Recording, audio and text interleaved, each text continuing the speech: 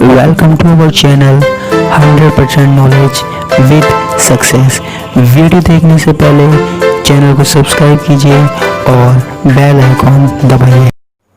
नमस्कार दोस्तों, स्वागत है आपका एक बार फिर से क्लास 11th की केमिस्ट्री की क्लासेज में। हमारे पास रासायनिक बंध की बात चल रही थी, केमिकल बॉन्डिंग के बारे में हम पढ़ रहे थे, जिसमें मैंने आपको यह बताया था कि परमाणु आखिर बंध क्यों बनाते हैं, उसके पीछे कारण क्या है।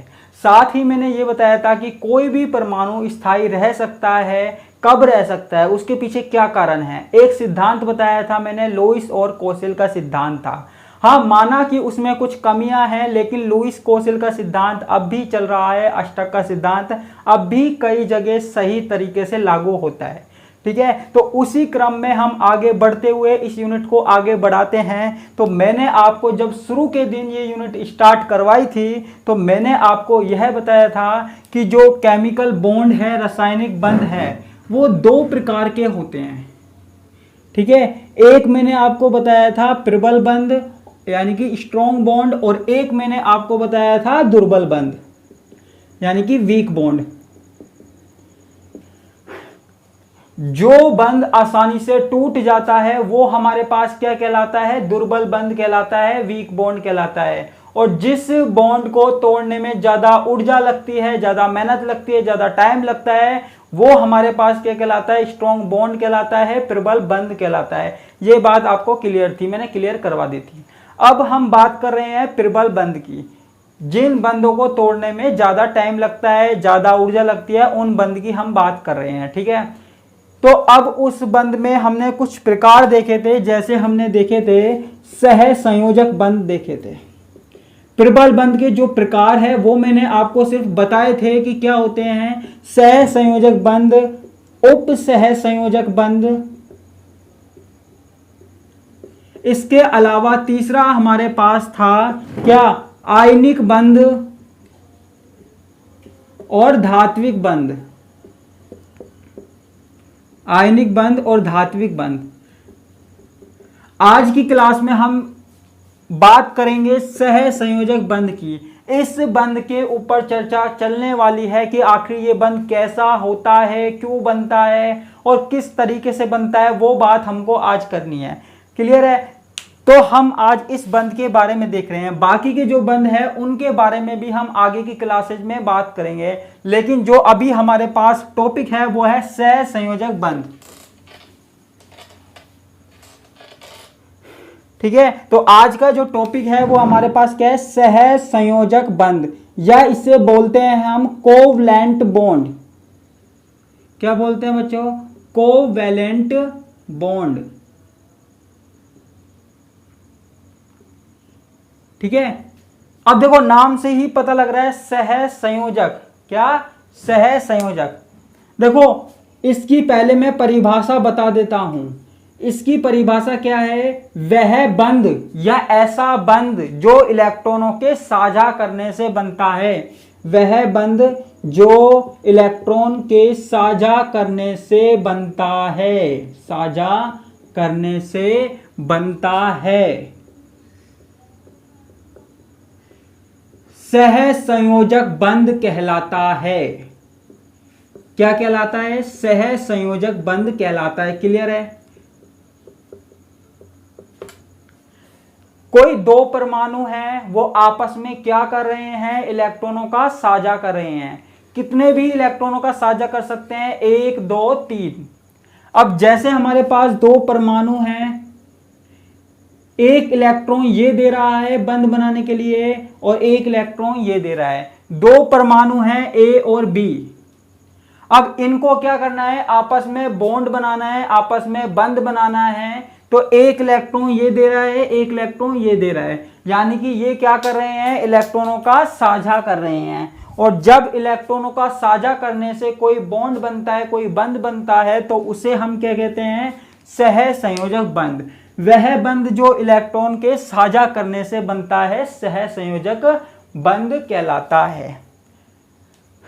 ठीक है, कोई परमाणु जितने इलेक्ट्रॉनों का साझा करेगा वह उतने बंध बनाएगा। अब देखो यहां पे इस परमाणु ने अगर एक इलेक्ट्रॉन साझा किया तो इसने भी एक इलेक्ट्रॉन साझा किया, यानी कि हमारे पास क्या बन गया, एक बंध बन गया।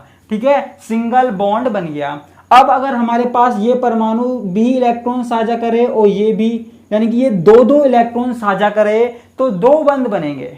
और अगर दोनों परमाणु तीन तीन इलेक्ट्रॉनों का साझा करते हैं तो हमारे पास ट्रिपल बॉन्ड बनता है, त्रिबंध बनता है। तो हमारे पास जो कोई दो परमाणु है आपस में जितने इलेक्ट्रॉनों का साझा करेंगे उतने ही बंध बनेंगे। एक इलेक्ट्रॉनों का साझा करते हैं, एक एक इलेक्ट्रॉन देते हैं दोनों तो एक बंध, दो दो इलेक्ट्रॉन देते हैं तो दो बंध, और तीन तीन इलेक्ट्रॉन देते हैं तो त्रिबंध। ठीक है, single bond, double bond, triple bond. जैसे हमारे पास दो इंसान हैं, दो आदमी हैं, वो क्या कर रहे हैं, आपस में बिजनेस कर रहे हैं। आपस में बिजनेस कर रहे हैं तो क्या कर रहे हैं, 5 लाख रुपए एक लगा रहा है, 5 लाख रुपए दूसरा लगा रहा है। ठीक है, तो दोनों क्या कर रहे हैं, इलेक्ट्रॉनों का साझा कर रहे हैं। इसी तरीके से यहाँ पे दो परमाणु आपस में क्या कर रहे हैं बच्चों, इलेक्ट्रॉनों का साझा कर रहे हैं। और जब इलेक्ट्रॉनों का साझा करने से कोई बॉन्ड का फॉर्मेशन होता है, किसी बंध का निर्माण होता है, तो उसे हम क्या कहते हैं, सहसंयोजक बंध। ठीक है, या कोवलेंट बॉन्ड कहते हैं। ठीक है, जैसे हम देखते हैं हमारे पास क्या है, जैसे हमारे पास नाइट्रोजन है, क्या है, नाइट्रोजन है। नाइट्रोजन क्या करता है, किसी हाइड्रोजन के साथ बंध बनाता है। एक इलेक्ट्रॉन इसने दिया, एक हाइड्रोजन ने दिया। अब दूसरे हाइड्रोजन के साथ बंध बनाता है, एक इलेक्ट्रॉन नाइट्रोजन ने, एक इसने। ठीक है, तो कोई परमाणु जितने इलेक्ट्रॉनों का साझा करेगा उतने बंध बनाएगा। नाइट्रोजन ने अपने कितने इलेक्ट्रॉन दिए, 3 दिए, 1 2 3, बाकी इस पे लोन पेयर के रूप में होता है, वो आपको पता है। ऐसे ही हमारे पास कार्बन है, कार्बन के पास 4 इलेक्ट्रॉन होते हैं, 4 अनपेयर्ड इलेक्ट्रॉन अगर हमारे पास कार्बन के पास हैं तो वो 4 बॉन्ड बना सकता है। 4 इलेक्ट्रॉनों का साझा किया तो 4 बॉन्ड बन गए। ठीक है, जितने इलेक्ट्रॉनों का साझा करेगा उतने ही हमारे पास क्या है, बॉन्ड का निर्माण होगा, बॉन्ड फॉर्मेशन होगा। एक इलेक्ट्रॉनों का साझा कर रहा है तो एक बंध, 2 इलेक्ट्रॉनों का साझा कर रहे हैं तो द्विबंध, और 3 इलेक्ट्रॉनों का साझा कर रहे हैं तो त्रिबंध। ठीक है, तो जितने इलेक्ट्रॉन उतने बॉन्ड, ये कौन कह रहा है, सहसंयोजक। लेकिन दोनों परमाणु आपस में समान इलेक्ट्रॉनों का साझा करेंगे, ये बात आपको ध्यान रखनी है, इसलिए हम बोल रहे हैं सहसंयोजक, समान। ठीक है, दो परमाणु है, अगर एक परमाणु एक इलेक्ट्रॉनों का साझा कर रहा है तो दूसरा परमाणु भी दूसरे इलेक्ट्रॉनों का साझा करेगा। ठीक है, और एक परमाणु 2 इलेक्ट्रॉनों का साझा कर रहा है तो दूसरा परमाणु भी 2 इलेक्ट्रॉनों का साझा करेगा। ठीक है बच्चों, 3 इलेक्ट्रॉनों का साझा कर रहा है तो दूसरा भी 3 इलेक्ट्रॉनों का साझा करेगा। तो ये आपको बात याद रखनी है। तो ये हमारे पास क्या हो गया, सहसंयोजक बंध हो गया। ठीक है, और बंध क्यों बनाते हैं ये तो मैंने आपको बता ही दिया था पिछली क्लास में। कोई भी परमाणु स्थायी रहने के लिए बंध का निर्माण करता है। कोई भी परमाणु अगर स्टेबल रहना चाहता है तो उसको अपने बाह्यतम कोश में, संयोजकता कोश में 8 इलेक्ट्रॉन चाहिए। अगर उसके संयोजकता कोश में 8 इलेक्ट्रॉन होंगे तो वो स्थायी होगा। ऐसा हमारे पास किसने कहा था, लुईस ने कहा था। ठीक है, अगर 8 इलेक्ट्रॉन नहीं होंगे तो क्या करेंगे हम, तो हम क्या करेंगे, बॉन्ड बनाएंगे। बॉन्ड बनाकर 8 इलेक्ट्रॉन पूरे करेंगे। या तो पहले से ही 8 इलेक्ट्रॉन हो या फिर बॉन्ड बनाने के बाद 8 इलेक्ट्रॉन कंप्लीट हो जाएं। तो ऐसा जो कंपाउंड होगा, ऐसा जो यौगिक बनेगा, अणु बनेगा, वो हमारे पास क्या होगा, वो हमारे पास क्या कहलाएगा, स्थायी होगा, स्टेबल होगा। ये सिद्धांत किसका था, लुईस और कोसेल का सिद्धांत था, ये मैंने कल बताया था। अब देखो ऑक्सीजन है, ऑक्सीजन ऑक्सीजन आपस में क्या करते हैं, 2-2 इलेक्ट्रॉनों का साझा करते हैं। ठीक है, 2-2 इलेक्ट्रॉनों का साझा करते हैं, इसलिए कितने बंध बनाते हैं, 2 बंध बनाते हैं, डबल बॉन्ड बनाते हैं। तो ये हमारे पास किसकी बात हुई, सहसंयोजक बंध की बात हुई। ठीक है, उम्मीद करता हूं आपको समझ में आया होगा।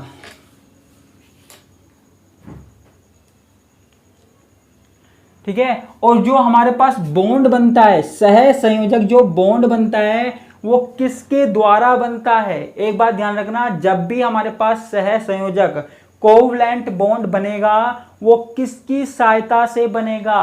कोवलेंट बॉन्ड बनेगा हमारे पास ऑर्बिटल की सहायता से।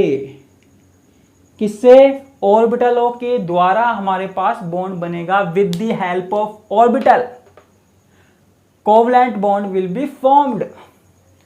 ठीक है, तो यहां पे हमारे पास ऑर्बिटल काम में आएंगे। बॉन्ड बनाने के लिए ऑर्बिटल काम में आएंगे, ऑर्बिटल में उपस्थित इलेक्ट्रॉन काम में आएंगे। ठीक है, अब आगे की बात हम करते हैं। एक चीज और बतानी है मुझे छोटी सी, क्या? संयोजकता कोष इलेक्ट्रॉन युग्म के प्रकार। संयोजकता कोष इलेक्ट्रॉन युग्म के प्रकार। आप कहेंगे ये क्या चीज होती है सर? तो रुकिए भाई, मैं बताता हूं मेरे प्यारे साथियों, इसके बारे में हम पढ़ते हैं।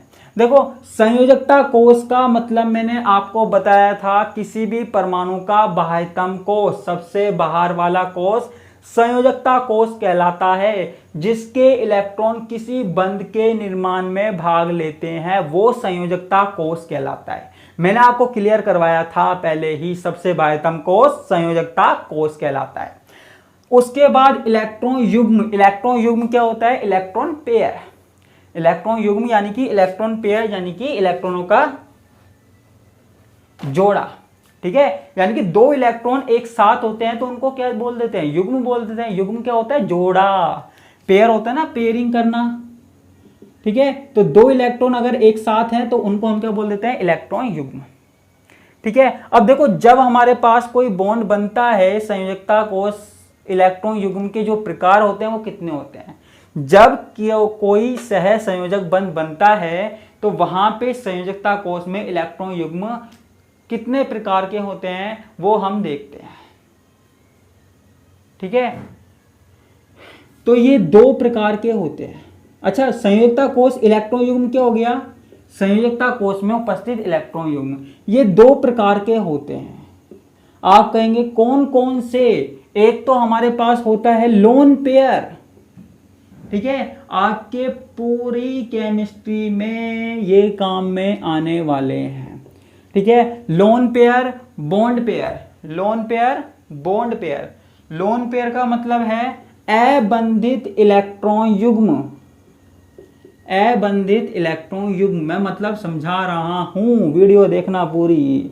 बंधित इलेक्ट्रॉन युग्म। ठीक है, तो लोन पेयर संयोजकता कोष इलेक्ट्रॉन युग्म दो प्रकार के होते हैं, लोन पेयर और बॉन्ड पेयर। अब बात आती है लोन पेयर और बॉन्ड पेयर क्या होता है। ठीक है, कईयों को कंफ्यूज हो जाता है। अब लोन पेयर और बॉन्ड पेयर देखो, बड़ी इंटरेस्टिंग सी चीज है। आपने कई परमाणु देखे होंगे, जैसे ऑक्सीजन देखा है, नाइट्रोजन। लोन पेयर, लोन से आप क्या मतलब समझते हो? अकेला, मैं अकेला हूं। तो लोन पेयर का मतलब क्या है? अकेला। अकेला कैसे? होंगे तो दो इलेक्ट्रॉन। देखो, इलेक्ट्रॉन युग्म का मतलब है होंगे तो दो इलेक्ट्रॉन। ठीक है, लेकिन एक ही परमाणु के दो इलेक्ट्रॉन, ध्यान से सुनना, एक ही परमाणु के दो इलेक्ट्रॉन जब पेयर के रूप में उपस्थित होते हैं तो उसे हम कहते हैं लोन पेयर। उसे हम क्या कहते हैं? Lone pair. आपने अक्सर देखा होगा, ऑक्सीजन देखा होगा, आपने अपनी बुकों में ऑक्सीजन देखा होगा, नाइट्रोजन देखा होगा, उनके ऊपर इस तरीके से दो डॉट रहते हैं। दो डॉट का मतलब क्या है? दो इलेक्ट्रॉन। इनको हम क्या बोलते हैं? Lone pair. लोन पेयर अबंधित। इनको लोन पेयर क्यों बोलते हैं? क्योंकि ये लोन है, अकेले हैं, ये किसी के साथ बॉन्ड नहीं बना रहे हैं। ये किसी के साथ बॉन्ड नहीं बना रहे हैं, दोनों इलेक्ट्रॉन आपस में खुश हैं, इनको किसी के साथ बॉन्ड बनाने की इच्छा नहीं है। ये लोन है, लोनलीनेस है, अकेले हैं, तो ये क्या हो गए? लोन पेयर हो गए। अब आप कहेंगे तो फिर सर बॉन्ड पेयर कौन से हुए? देखो, अब देखो, नाइट्रोजन में आपको पता है 5 इलेक्ट्रॉन होते हैं बाह्यतम कोष में। अब 2 इलेक्ट्रॉन तो किसके रूप में होते हैं? लोन पेयर के रूप में होते हैं। और 3 इलेक्ट्रॉन कैसे होते हैं? इस तरीके से होते हैं। ठीक है, अब जो ये 3 इलेक्ट्रॉन होते हैं ना, वो किसी और परमाणु के साथ क्या कर लेते हैं? बंध बना लेते हैं। ठीक है, ये वाला जोड़ा तो पहले से ही बना हुआ था। एक ही परमाणु के दोनों इलेक्ट्रॉन जब साथ होते हैं तो उसे लोन पेयर। अब बॉन्ड पेयर की बात, नाइट्रोजन के क्या है, 3 इलेक्ट्रॉन है। अब यहां पे ध्यान से देखिए, नाइट्रोजन के 3 इलेक्ट्रॉन है, 1 2 3, और ये क्या करते हैं, हाइड्रोजन के साथ बॉन्ड बना लेते हैं। ठीक है, तो इन इलेक्ट्रॉनों को भी क्या मिल गया, अपना जोड़ा मिल गया, अपना पेयर मिल गया, अपना साथी मिल गया। ठीक है, इन इलेक्ट्रॉनों को भी अपना पेयर मिला। इस वाले इलेक्ट्रॉन के पास तो अपना पेयर पहले से ही था, ये तो पहले से ही था, लेकिन इन वालों को भी अब ये पेयर मिल गया। लेकिन ये पेयर कैसे मिला, ये युग्म कैसे मिला, बॉन्ड बनाकर। कैसे मिला, बंध बनाकर, बॉन्ड बनाकर ये पेयर मिला है भैया, ऐसे ही नहीं मिला, फ्री में कुछ नहीं मिला। इनको अपना जोड़ा बनाने के लिए, इनको अपना जोड़ा बनाने के लिए किसी दूसरे परमाणु की सहायता लेनी पड़ी, किसी दूसरे परमाणु की सहायता लेनी पड़ी, यानी कि बॉन्ड बनाना पड़ा, बॉन्ड बनाना पड़ा। इसलिए इस बॉन्ड में जो इलेक्ट्रॉन हैं उनको हमने कह दिया बॉन्ड पेयर। क्या कह दिया, बॉन्ड पेयर, बंधित इलेक्ट्रॉन युग्म। और जो ये वाले इलेक्ट्रॉन थे इनको किसी के साथ बॉन्ड बनाने की जरूरत है नहीं, ये अकेले हैं, लोनली हैं, तो इनको हमने क्या बोल दिया, अबंधित बोल दिया, अबंधित बोल दिया, लोन पेयर बोल दिया। ठीक है, तो ये हमारे पास क्या हो गए, इलेक्ट्रॉनों के प्रकार हो गए। ठीक है, तो नाइट्रोजन में ये लोन पेयर होता है और बाकी के 3 बॉन्ड पेयर होते हैं। ठीक है, एक तो क्या होता है, लोन पेयर होता है, एक लोन पेयर आपको दिख रहा है ये वाला, और 3 बॉन्ड पेयर होते हैं। ऐसे ही किसी भी परमाणु में आप बॉन्ड पेयर निकाल सकते हो, लोन पेयर निकाल सकते हो। उम्मीद करता हूं आप समझ में आया होगा। ठीक है, अब देखो आगे की हम बात करते हैं। एक छोटा सा टॉपिक मैं आपको बताऊंगा।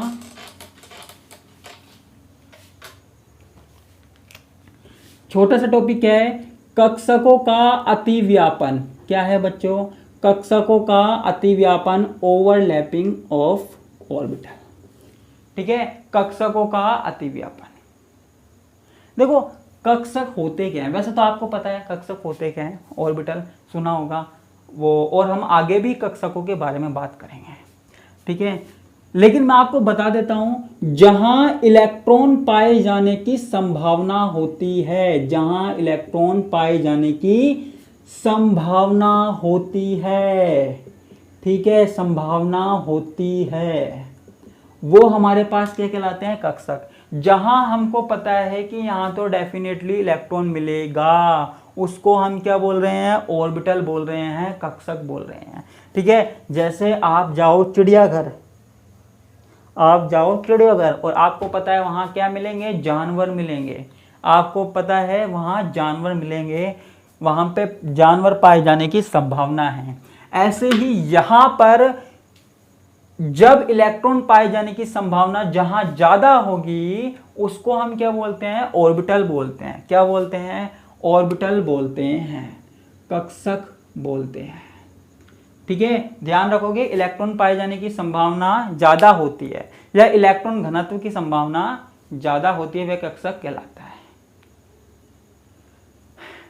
ठीक है, अब देखो जब 2 परमाणुओं के मध्य सह संयोजक बंध बनता है, जब 2 परमाणुओं के मध्य, जब 2 परमाणुओं के मध्य सह संयोजक बंध बनता है, सह संयोजक बंध बनता है। ध्यान से समझने की कोशिश करना मेरी बात। देखो बंध हमारे पास किसकी सहायता से बनता है, इलेक्ट्रॉनों की सहायता से। और इलेक्ट्रॉन रहते कहां हैं, इलेक्ट्रॉन पाए जाने की संभावना कहां है, ऑर्बिटल्स में है बच्चों, कक्षकों में है। ठीक है, तो जब 2 परमाणु के मध्य सह संयोजक बनता है, ठीक है, अर्थात इलेक्ट्रॉनों का साझा होता है, अर्थात इलेक्ट्रॉन का साझा होता है, साझा होता है, तो यह क्रिया कक्षकों के द्वारा, ऑर्बिटल्स के द्वारा, कक्षकों के अतिव्यापन से होती है, कक्षकों के अतिव्यापन से होती है।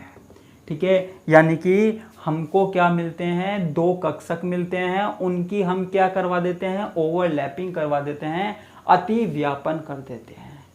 ठीक है, अति व्यापन कर देते हैं।